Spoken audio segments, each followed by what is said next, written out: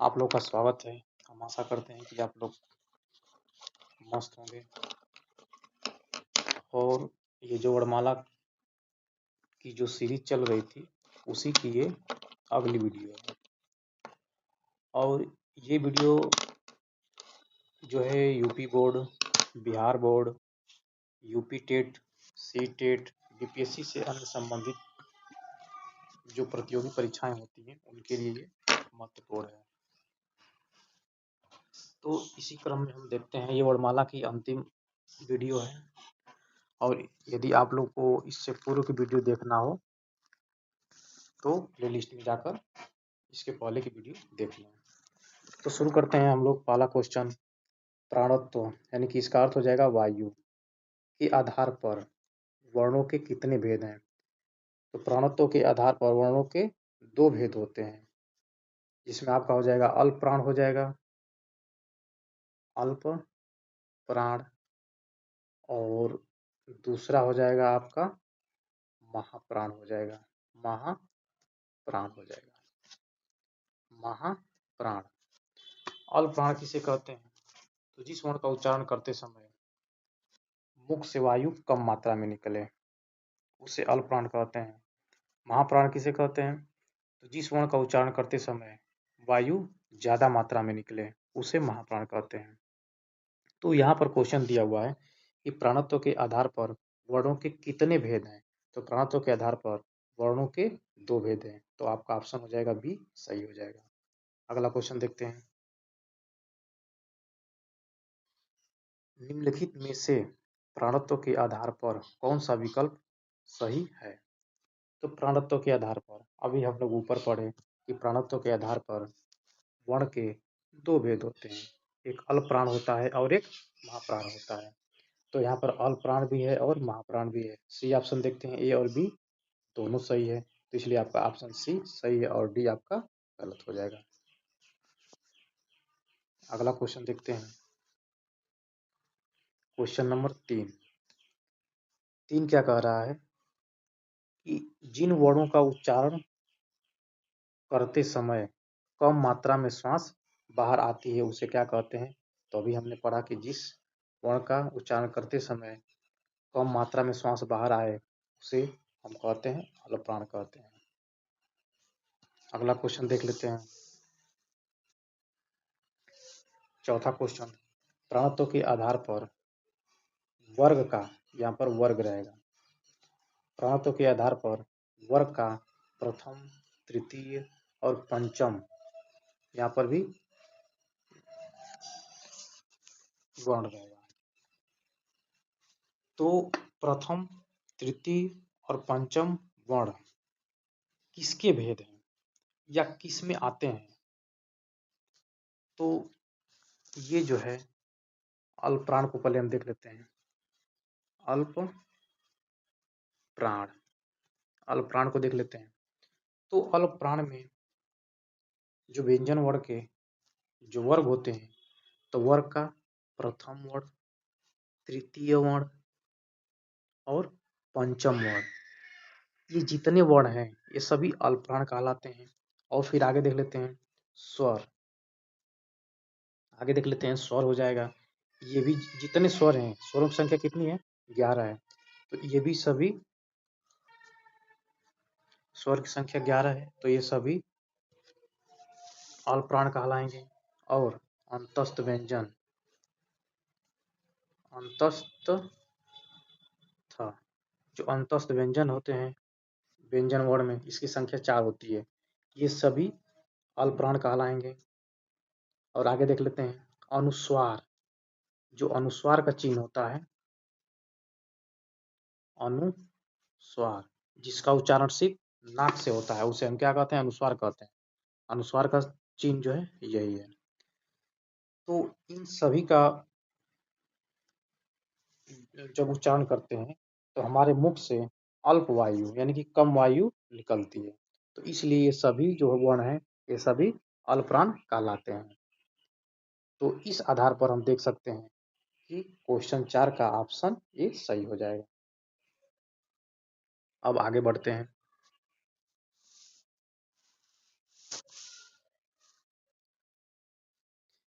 निम्नलिखित में से कौन सा वर्ण अल्प प्राण है? तो हमने जस्ट अभी पढ़ा कि वर्ग का प्रथम, तृतीय और जो पंचम है, ये सभी जो वर्ण हैं ये अल्प प्राण कहलाते हैं। तो जो क है ये प्रथम वर्ण हो जाएगा वर्ग का, च है ये भी प्रथम वर्ण हो जाएगा, ट है ये भी प्रथम वर्ण हो जाएगा। तो इसलिए ऑप्शन डी आपका सही हो जाएगा। ये सभी अल्प प्राण कहलाते हैं। अगला क्वेश्चन देख लेते हैं। निम्नलिखित में से कौन सा अल्प प्राण नहीं है?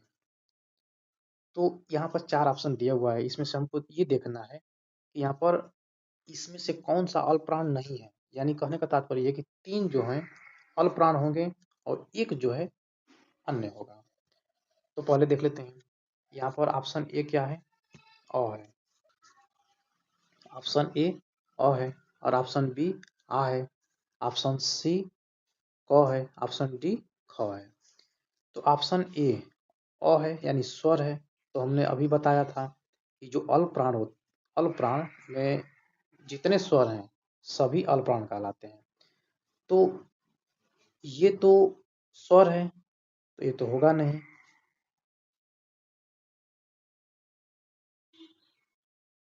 तो मतलब ये तो सही है तो ये तो होगा नहीं। ये भी सही है यानी कि ये भी नहीं होगा। और क जो है ये भी वर्ग का प्रथम वर्ण है तो क भी सही है यानी कि ये होगा नहीं। अब ख जो है ये वर्ग का द्वितीय वर्ण है और हम जानते हैं कि अल्प प्राण में वर्ग का द्वितीय वर्ण नहीं आता है। तो इसलिए ऑप्शन आपका डी सही हो जाएगा। आगे देखते हैं। निम्नलिखित में से कौन सा समूह अल्प प्राण है? यहाँ पर समूह दिया हुआ है तो इसमें से हमको ये देखना है कि कौन सा अल्प प्राण है। तो पहला ऑप्शन देख लेते हैं, य र ल व। ये जो है अंतस्थ व्यंजन वर्ण है यानी कि जिसका हम उच्चारण करते हैं तो जो वायु है हमारे अंदर के तरफ, बाहर की तरफ नहीं, अंदर की तरफ प्रवाहित होती है, उसे हम अंतस्थ व्यंजन वर्ण कहते हैं। और हम जानते हैं कि अल्प प्राण में जितने अंतस्थ व्यंजन वर्ण हैं यानी कि इनकी संख्या कितनी है? 4 है। ये सभी अल्प प्राण कहलाते हैं। तो इसलिए आपका ऑप्शन ए सही हो जाएगा। आगे बढ़ते हैं। निम्नलिखित में से कौन सा वर्ण अल्प प्राण है? तो इसमें से देख लेते हैं कि कौन सा वर्ण अल्प प्राण है। तो यहाँ पर अल्प प्राण के लिए वर्ग का प्रथम, तृतीय और फोर्थ ये सभी क्या कहलाएंगे? अल्प प्राण कहलाएंगे। और स्वर, स्वर भी अल्प प्राण कहलाएगा। अंतस्थ व्यंजन भी, अंतस्थ व्यंजन भी अल्प प्राण कहलाएगा। अंतस्थ व्यंजन भी अल्प प्राण कहलाएगा। और अनुस्वार, अनुस्वार यानी कि जिसका सिर्फ नाक से उच्चारण होता है। अनुस्वार का चिन्ह क्या होता है? ये। तो इसमें ऑप्शन यहाँ पर थ दिया हुआ है तो थ यानी कि ये सेकंड है, ये वर्ग का सेकंड है तो ये तो होगा नहीं। यहाँ पर स है, इसको भी हम लोग अभी नहीं पढ़े हैं। ये ह है, इसको भी नहीं पढ़े हैं। यहाँ पर डी ऑप्शन हो जाएगा अंग, यानी कि यही क्या है? अनुस्वार है। तो इसलिए क्वेश्चन नंबर 8 का ऑप्शन डी अंग सही हो जाएगा। आगे बढ़ते हैं।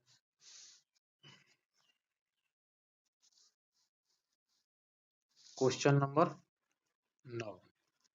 क्वेश्चन नंबर 9 यहाँ पर दिया हुआ है कि जिन वर्णों का उच्चारण करते समय मुख से ज्यादा मात्रा में वायु बाहर निकले उसे क्या कहते हैं? तो हम लोगों ने पढ़ा कि जिससे कम वायु निकलती है उसे अल्प प्राण कहते हैं, उसे अल्प प्राण कहते हैं। और जिससे ज्यादा वायु निकले उसे महाप्राण कहते हैं।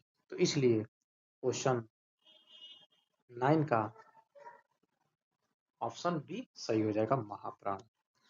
आगे चलते हैं।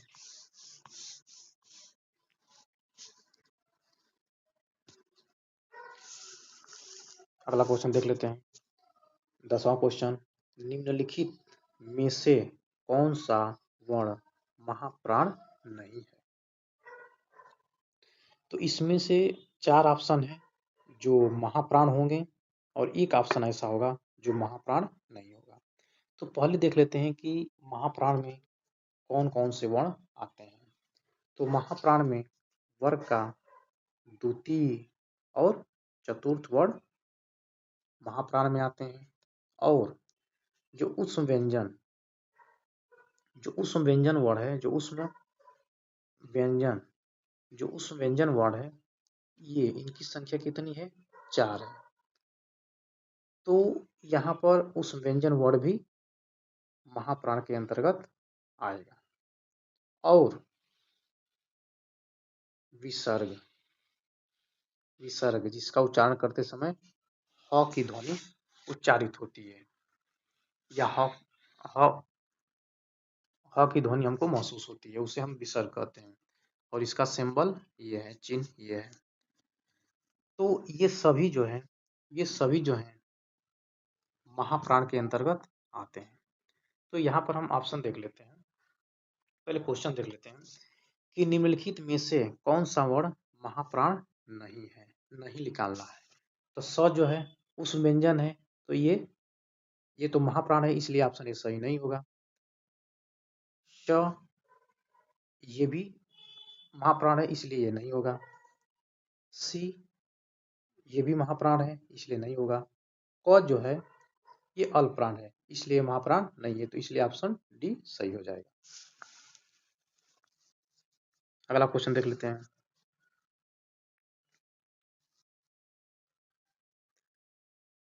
निम्नलिखित में से, यहाँ पर कुछ थोड़ा टाइपिंग मिस्टेक है। निम्नलिखित कौन से वर्ण महाप्राण नहीं है? तो इसमें से हमको महाप्राण नहीं छांटना है। अब देख लेते हैं कौन कौन से हैं, कौन कौन से नहीं है। तो यहाँ पर है ख और घ। तो सबसे पहले हम ये देख लेते हैं कि महाप्राण में कौन कौन से वर्ण आते हैं। तो वर्ग का द्वितीय और चतुर्थ आता है। तो क्या ख द्वितीय वर्ण है? हाँ है, तो ख तो सही हो जाएगा। घ चतुर्थ वर्ण है? हाँ चतुर्थ वर्ण है। तो ये जो है ये महाप्राण है, ये सभी महाप्राण है, इसलिए ऑप्शन एक गलत हो जाएगा, क्योंकि हमको नहीं छांटना है।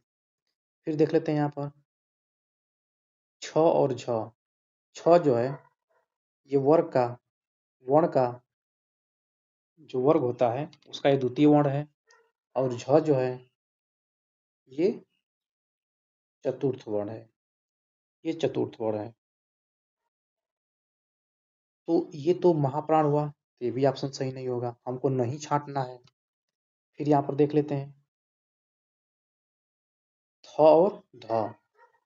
तो थ ये भी द्वितीय वर्ण है, ये द्वितीय वर्ण है वर्ग का, और ये चतुर्थ वर्ण है, तो ये भी महाप्राण है।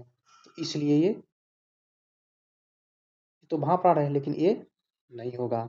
हमको छांटना क्या है? महाप्राण जो नहीं है। तो यहाँ पर देख लेते हैं अगला क और ग। तो यहाँ पर ये जो है वर्ग का प्रथम वर्ण है, और ग जो है तृतीय है, तो इसलिए ये महाप्राण नहीं होगा, और यही ऑप्शन सही हो जाएगा।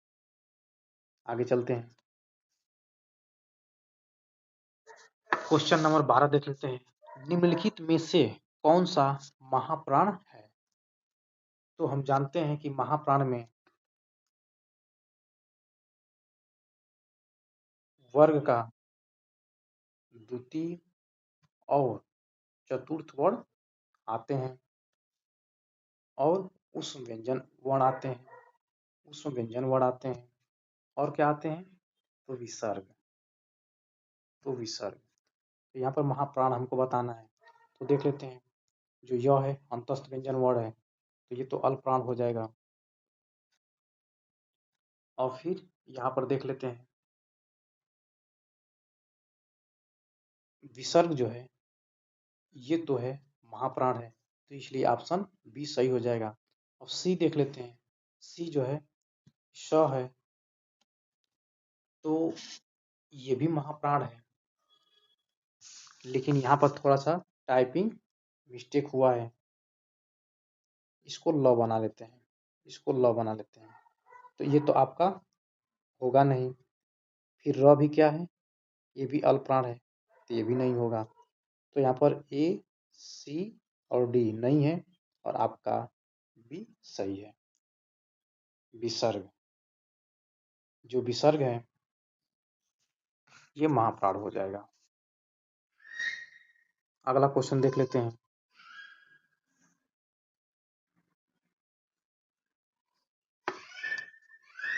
तेरह क्वेश्चन, स्वर तंत्रियों के कंपन के आधार पर वर्ण के कितने भेद हैं? स्वर तंत्रियों के कंपन के आधार पर, तो कंपन, इसको पहले समझ लेते हैं। स्वर तंत्रियों के कंपन के आधार पर वर्ण के दो भेद होते हैं। कौन कौन? तो एक घोष होता है, एक घोष या इसी का अन्य नाम हो सकता है सघोष, सघोष, ये पहला हो जाएगा। और दूसरा हो जाएगा आपका अघोष हो जाएगा, अघोष, दूसरा जो नंबर है। घोष वर्ण किसे कहते हैं? तो जिस वर्ण का उच्चारण करते समय हमारे स्वर तंत्रियों में तीव्र मात्रा में या दीर्घ, इसको देख लेते हैं। इस वर्ण का उच्चारण करते समय स्वर तंत्रियों में तीव्र मात्रा में या तीव्र झंकृत या तीव्र संघर्ष, घर्षण होता है, तीव्र झंकृत होता है, उसे हम घोष या सघोष वर्ण कहते हैं। फिर से एक बार सुन लीजिए।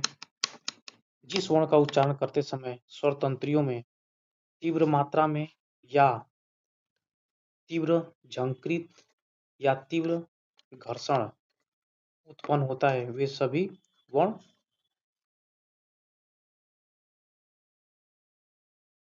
सघोष कहलाते हैं। तो और अघोष किसे कहते हैं? जिस वर्ण का उच्चारण करते समय स्वर तंत्रियों में कम मात्रा में या लघु मात्रा में घर्षण उत्पन्न होता है या लघु मात्रा में झंकृत होता है, उसे अघोष कहते हैं। तो क्वेश्चन पर चलते हैं। स्वर तंत्रियों के कंपन के आधार पर वर्ण के कितने भेद होते हैं? तो कितने भेद होते हैं? दो भेद होते हैं, तो इसलिए ऑप्शन ए सही हो जाएगा। अब आगे बढ़ते हैं।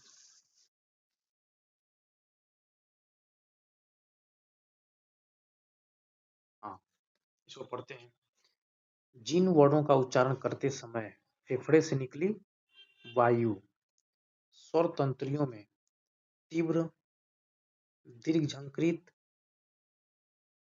तीव्र कंपन, तीव्र घर्षण उत्पन्न उत्पन्न करती है, उसे क्या कहते हैं?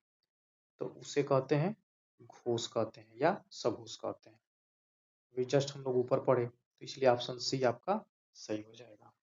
आगे बढ़ते हैं।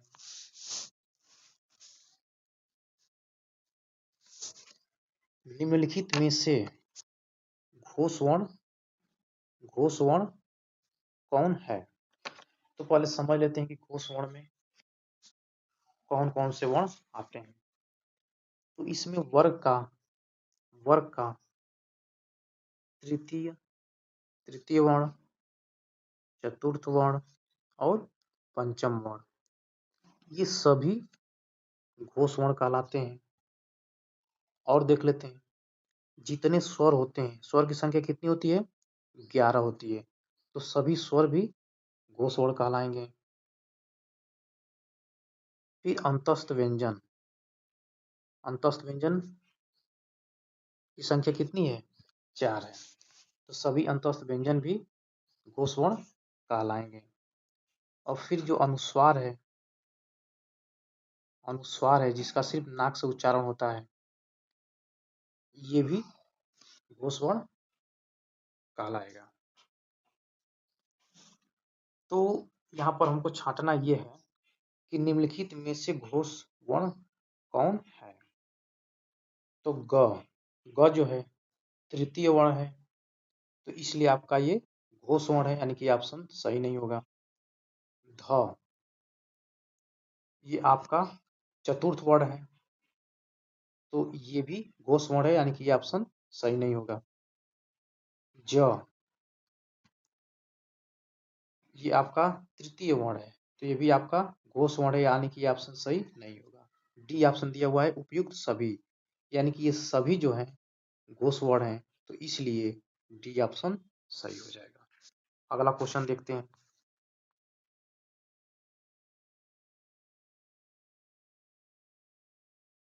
16 नंबर, निम्नलिखित में से कौन घोष वर्ण है।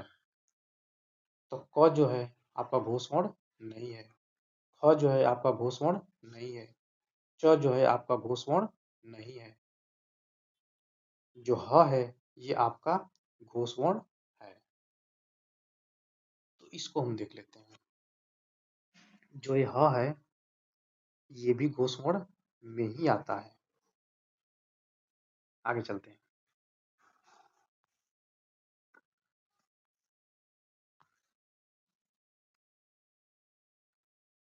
यहाँ तो क्वेश्चन जो है थोड़ा नीचे ऊपर हो गया है, इसको पहले क्वेश्चन पढ़ लेते हैं। निम्नलिखित में से घोष वर्ण कौन नहीं है। हमको नहीं छांटना है कि कौन घोष वर्ण नहीं है। इसको देख लेते हैं। अ हमने बताया कि जितने स्वर हैं ये सभी घोष वर्ण होते हैं। फिर य अंतस्थ व्यंजन जितने हैं सभी घोष वर्ण होते हैं, ये भी अंतस्थ व्यंजन है, ये भी घोष वर्ण है। और जो च है ये आपका वर्ग का प्रथम वर्ण है, तो इसलिए ये घोष वर्ण नहीं है। तो ऑप्शन डी आपका सही हो जाएगा। अगला क्वेश्चन देख लेते हैं। 18 नंबर, निम्नलिखित में कौन घोष वर्ण है। हमको घोष वर्ण निकालना है इसमें से, यानी जो 4 ऑप्शन है इसमें से 3 जो है अन्य होंगे और एक जो है इसमें से घोष वर्ण होगा। तो आपका घोष वर्ण नहीं है, थ भी आपका घोष वर्ण नहीं है, द आपका घोष वर्ण है, क्योंकि ये वर्ग का तृतीय वर्ण है और क जो है वर्ग का प्रथम वर्ण है, इसलिए ये भी नहीं होगा। तो आपका सी ऑप्शन सही हो जाएगा। आगे बढ़ते हैं।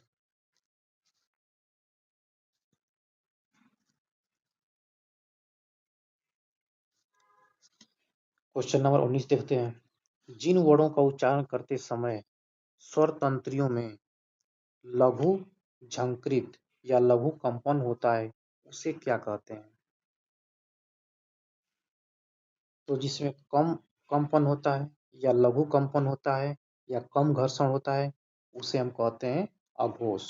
और अघोष में बच्चों हम जानते हैं कि इसमें वर्ग का प्रथम वर्ण, द्वितीय वर्ण, ये सभी जो वर्ण हैं अघोष वर्ण कहलाते हैं। अघोष वर्ण कहलाते हैं।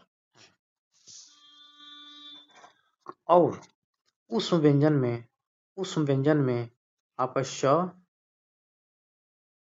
च, स, ये जो उष्म व्यंजन है मात्र 3 जो वर्ण हैं ये आपके अघोष वर्ण कहलाएंगे। और विसर्ग जो है ये भी आपका अघोष वर्ण कहलाएगा। इसलिए क्वेश्चन नंबर 19 का भी सही हो जाएगा। जिसमें लघु कंपन होता है, जिसमें लघु झंकृत होता है, जिसमें लघु घर्षण होता है उसे हम अघोष वर्ण कहते हैं। आगे बढ़ते हैं।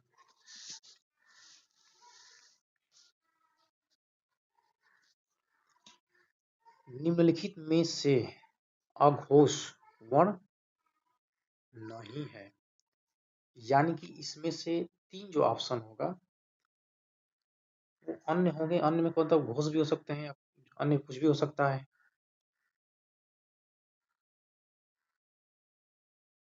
अघोष वर्ण नहीं है, इसमें अघोष वर्ण नहीं है। यानी कि जो 3 है इसमें से जो 3 ऑप्शन है वो अघोष होगा, एक जो कोई ऑप्शन होगा वो अघोष नहीं होगा। तो श ये जो है अघोष है, तो ये ऑप्शन सही नहीं होगा। फिर स ये भी आपका अघोष है, तो अभी आपका ऑप्शन सही नहीं होगा। श ये भी आपका अघोष है, ये भी सही नहीं होगा। ह जो है ये घोष है, ह जो है घोष है, इसलिए ऑप्शन डी आपका सही हो जाएगा। हमको छांटना क्या है? अघोष छांटना है। ठीक, आगे बढ़ते हैं। क्वेश्चन नंबर 21, अघोष वर्ण कौन से हैं? इसमें से अघोष वर्ण छांटना है। तो हम जानते हैं कि अघोष वर्ण में वर्ग का प्रथम और द्वितीय वर्ण आते हैं। तो यहाँ पर जो है जो क है ये आपका ऑप्शन ए सही हो जाएगा। क जो है अघोष वर्ण है। बाकी सभी क्या है? ये बाकी सभी ये सघोष या घोष हैं। आगे बढ़ते हैं।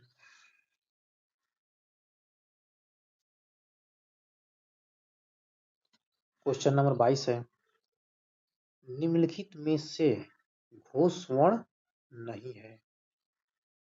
यानी 3 जो होगा घोष होगा, एक जो है कोई अन्य होगा। तो यहाँ पर हम देख लेते हैं। हम जानते हैं कि अघोष में वर्ग का प्रथम और द्वितीय वर्ण अघोष कहलाते हैं। तो यहाँ पर च प्रथम वर्ण है, तो इसलिए आपका ये अघोष है। छ ये द्वितीय वर्ण है, तो इसलिए ये भी क्या है? अघोष है। तो ये भी आपका अघोष है। द जो है ये तृतीय वर्ण है, तो इसलिए ऑप्शन आपका डी सही हो जाएगा। ये अघोष वर्ण नहीं है। आगे बढ़ते हैं। निम्नलिखित में से कौन सा वर्ण अल्पप्राण और अघोष वर्ण है? तो सबसे पहले हम देख लेते हैं कि अल्पप्राण किसे कहते हैं। तो जैसा कि हम लोग ऊपर पढ़े भी कि अल्पप्राण किसे कहते हैं, जिस वर्ण का उच्चारण करते समय हमारे मुख से कम मात्रा में वायु निकले, उसे हम अल्पप्राण कहते हैं। और अल्प प्राण में वर्ग का प्रथम, तृतीय और पंचम वर्ण आते हैं। और अघोष में देख लेते हैं तो वर्ग का प्रथम और द्वितीय वर्ण अघोष कहलाते हैं। तो यहाँ पर देख लेते हैं जो ख है ये तो द्वितीय वर्ण है, वर्ग का द्वितीय वर्ण है, तो कोई इसमें से मैच नहीं कर रहा है, तो इसलिए ये आपका ऑप्शन सही नहीं होगा। ग देख लेते हैं। ग जो है ये तृतीय वर्ण है, ये दोनों में कोई कॉमन नहीं है, कोई समानता नहीं है, इसलिए ऑप्शन बी भी आपका सही नहीं होगा। सी देख लेते हैं। क क जो है ये वर्ग का प्रथम वर्ण है, वर्ग का प्रथम वर्ण है। तो जो प्रथम वर्ण अल्पप्राण में भी और अघोष वर्ण में भी ये समान है, तो इसलिए आपका ऑप्शन सी सही हो जाएगा। डी की बात कर लेते हैं। तो ये घोष या सघोष है, तो इसलिए आपका ये ऑप्शन सही नहीं होगा। अब आगे बढ़ते हैं।